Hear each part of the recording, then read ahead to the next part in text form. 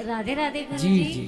राधे। हम आपकी भागवत रोज सुनते हैं, बहुत ही अच्छा लगता है। हमारा प्रश्न ये है कि निर्गुण रूप सगुण अति, सगुण न जाने कोई, सगुण रूप नाना चरित, सुर नर मुनिजन संशय होई।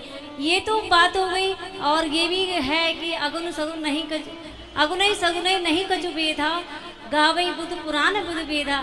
तो आज मेरी बेटी ने, ये दोनों ही हैं, लेकिन मुझे मतलब समझ नहीं आता है कि मैं क्या करूं। तुलसीदास जी कहते हैं कि ब्रह्म ज्ञान जाना नहीं, धर्म दिया चटकाए, तुलसी ऐसी आत्मा घोर नरक में जाए।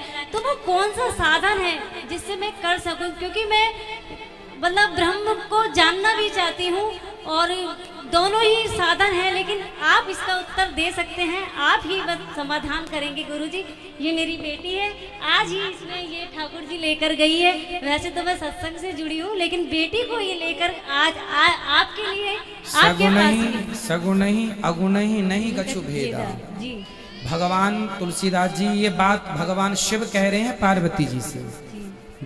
बालकांड की चौपाई है ये। जी। शंकर जी कह रहे हैं सगुण ही, सगुण में और निर्गुण में कोई भेद नहीं है। सगुण क्या है? सगुण ये जो बिहारी जी हैं, जगन्नाथ जी, द्वारिकाधीश जी, राम जी, कृष्ण जी, ये सगुण, इनका एक आकार है जिसे साकार भी कहते हैं।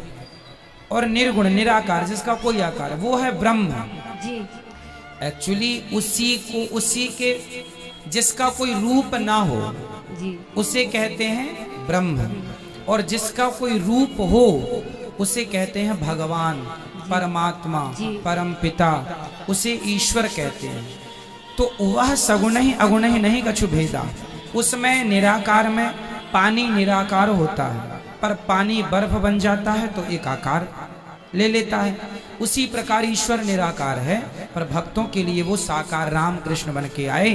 तो उनमें मन लगा लेना ब्रह्म में मन लगाने जैसा है, उनका नाम जपना। उनमें सबसे बड़ी भक्ति बता रहा हूं, आत्मसमर्पण। आत्मसमर्पण कर दो, यही इसी से ईश्वर को आप कभी जान नहीं सकते।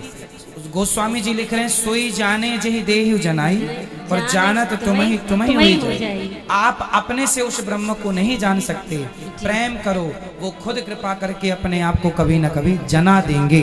उनकी कृपा से उन्हें जान सकते हैं, वरना हम में काबिलियत कहाँ है। गुरुजी एक बात और, तीन लोक नवखंड में गुरु से बड़ा ना कोई, करता करे ना कर सके, गुरु करे सो होए।